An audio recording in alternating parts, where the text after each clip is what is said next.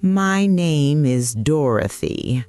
I'm 85 years old, and I know now why he stopped writing. It took me 63 years to understand. Of going over it in my mind, of telling myself different stories about what happened. But I know now. His name was James. We met in 1957. I was 22. He was 24. It was at a church social in Portland, one of those gatherings where the young people from different parishes would come together, dance a little, talk, see who was available. I wasn't particularly interested in being there. My mother had insisted. James was standing by the punch bowl when I walked in, tall, dark hair, glasses that kept sliding down his nose. He looked as uncomfortable as I felt. We talked for 3 hours that night, about books mostly. He'd just finished reading Steinbeck. I'd been reading Hemingway. He said he wanted to be a writer someday, that he was working at his father's hardware store to save money, but what he really wanted was to write. I told him I wanted to teach English literature, that I'd just started at the college. A teacher and a writer, he said. We'd make a good pair. I laughed, but I didn't disagree. He asked if he could write to me. I said yes. The first letter came a week later, 3 pages, front and back.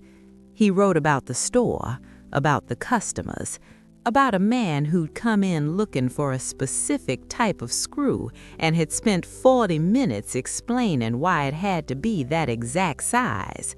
He made it funny, made it feel like I'd been there. At the end, he asked if I'd write back. I did. We wrote to each other every week for 2 years, sometimes more than once a week. He'd tell me about his day, about the things he was reading, about the stories he was trying to write late at night after the store closed. I'd tell him about my classes, about the students, about the books I was teaching.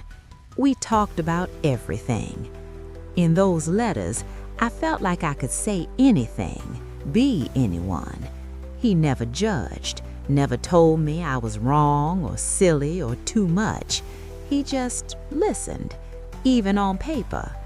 We saw each other sometimes, on weekends, holidays, but the letters were what I looked forward to most. The letters were where we were real. In 1959, he asked me to marry him, not in person, in a letter. He wrote that he knew it wasn't traditional, that he should have done it properly, with a ring and flowers and everything. But he said he felt most honest when he was writing, and he wanted to ask me honestly. I said yes, also in a letter. We got married that fall, small ceremony, just family. We moved into a little apartment above a bakery. You could smell bread every morning. James kept working at the hardware store. I kept teaching. We were happy. At least, I thought we were. The letters stopped after we got married. Not right away, but gradually. At first, I didn't notice. We were living together. We talked every day. But the talking wasn't the same as the writing. When we talked about practical things, groceries, bills, whether we needed to fix the leak in the bathroom. We didn't talk about books anymore, or ideas, or the things that mattered. I told myself it was normal, that this was what marriage was. You couldn't spend all your time in deep conversation. There were dishes to wash, laundry to fold, real life. James still wrote, though, late at night, after I'd gone to bed. I'd hear the typewriter clicking in the other room. I asked him once what he was working on. Just some stories, he said, nothing important. I didn't push. In 1961, I got pregnant. We hadn't planned it, but we were glad. James seemed excited. He bought a crib, painted the small second bedroom pale yellow, but he got quieter. He'd come home from the store, eat dinner, then disappear into the other room with his typewriter.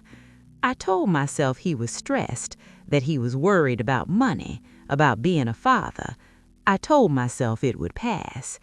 Our daughter was born in January of 1962. We named her Caroline. She was perfect, tiny, dark hair like James. For the first few months, everything was about her. Feedings, diapers, sleep. James helped. He'd walk her around the apartment when she cried, sing to her in this soft voice I'd never heard him use before. But he stopped writing. The typewriter sat silent. I asked him about it one night. Caroline was finally asleep. We were sitting in the living room. "You haven't been writing," I said. "I've been busy." "I know, but you used to stay up late, even when you were tired." He didn't look at me. "I don't have anything to say anymore." I didn't know what to say to that, so I didn't say anything. Things got harder after that, not in any obvious way. We didn't fight, we didn't yell, but there was a distance, like we were living parallel lives in the same small apartment. He'd go to work, I'd stay home with Caroline. He'd come home, we'd eat dinner, watch television. On weekends, we'd take Caroline to the park, visit his parents.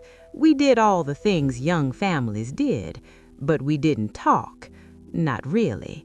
In 1964, his father offered him a partnership in the hardware store. He said yes. I was surprised. He'd always talked about the store as temporary, as something he was doing until he could write full-time.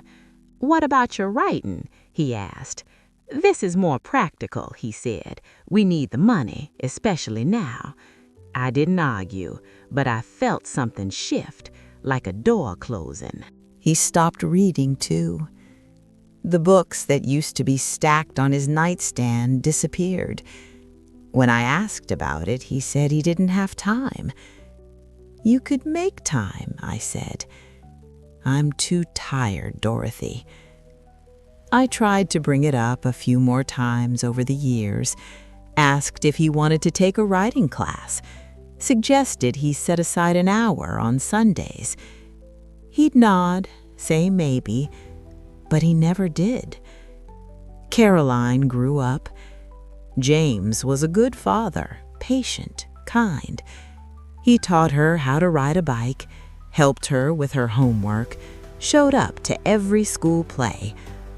But I'd watch him sometimes, see him staring out the window or sitting in his chair with a book unopened in his lap, and I'd wonder where he'd gone. The man I'd written letters to, the man who'd wanted to be a writer. Where did he go? We stayed married for 31 years, not because we were unhappy, we weren't, but not because we were happy either. We were comfortable. We had a routine, friends, a life, but we didn't have what we'd had in those letters. We didn't have that honesty. James died in 1990. Heart attack. Sudden. He was at the store, collapsed behind the counter. He was 57 years old. After the funeral, I had to go through his things. Caroline helped, but most of it I did alone. I found them in a box in the back of the closet. Letters. Dozens of them. They were addressed to me, but they'd never been sent. I sat on the floor of our bedroom and read every single one. The first was dated 1962, a few months after Caroline was born. He wrote about how much he loved being a father, how scared he was, how tired, but also how he felt like he was losing himself, like he was becoming someone he didn't recognize. "I don't know how to be both," he wrote, "the man I was and the man I need to be now. There were letters from 1965, 1968, 1973. In each one, he wrote about the things he couldn't say out loud, about feeling trapped, about missing writing, about missing me. Not the me who was there, but the me he'd written to before we were married, the me who'd understood him. In one letter from 1979, he wrote, "I know you've tried to ask, to bring it up, but I can't explain it in a way that won't hurt you, so I stay quiet, and the quiet gets louder every year." I cried reading that, because I'd asked, I had, but I hadn't pushed. I'd let him stay quiet. I'd told myself it was respect, that I was giving him space, but really I think I was afraid of what he might say, of what it might mean. So I stopped asking, and he stopped trying to tell me. The last letter was dated 1989, a year before he died. It was short. "I'm sorry I stopped writing to you, Dorothy. I'm sorry I stopped being the person you fell in love with. I don't know when it happened, but I know I let it, and I know I can't fix it now. I'm too tired, too far gone. I just wanted you to know I remember who we were, and I miss it." I sat with that letter for a long time, and I realized something. He didn't stop writing because he had nothing to say. He stopped because he had too much to say, and he didn't know how to say it to me anymore. When we were writing letters before we were married, we were safe. We could be honest because there was distance, because the words were on paper and we had time to choose them carefully. But once we were married, once we were living together, once real life started, we lost that. We stopped being honest. I stopped asking the hard questions. He stopped answering them, and we both pretended it was fine. I know now why he stopped writing. He stopped because I stopped listening. Not in the way I'd listened when we were writing letters, not with my whole self. I listened to the surface, to the easy things. But when he tried to tell me the hard things, when he got quiet or distant or pulled away, I didn't lean in. I stepped back.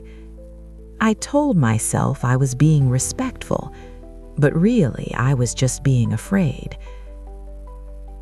I'm 85 years old, and I know now why he stopped writing. But I wish I'd known it then. I wish I'd read those letters while he was still alive. I wish I'd asked him, really asked him, what was wrong. I wish I'd fought for that honesty we had in the beginning. After I found the letters, I kept them. I've read them so many times I've lost count. And every time I see something new, a line I missed the first time, a feeling I didn't understand the first time. Caroline asked me once why I keep them. Why don't I just let it go? I told her they help me remember not just who he was, but who I was, who we were together, and who we could have been if we'd been braver. I don't know if he would have been happier if I'd pushed harder, if I'd made him talk, made him write, made him stay connected to that part of himself. Maybe he still would have felt trapped. Maybe that's just what happens to people. But I think he wanted me to ask. I think he wanted me to fight for him. Not to fix him, but just to see him, to really see him. And I didn't. I think about that a lot now, about the people we love and how we think we know them, but we only know what they show us. And sometimes the most important things are the things they can't show us, the things they're waiting for us to ask about. If you're still here, thank you. I don't know why I needed to tell this story. Maybe because I'm running out of time. Maybe because someone else needs to hear it.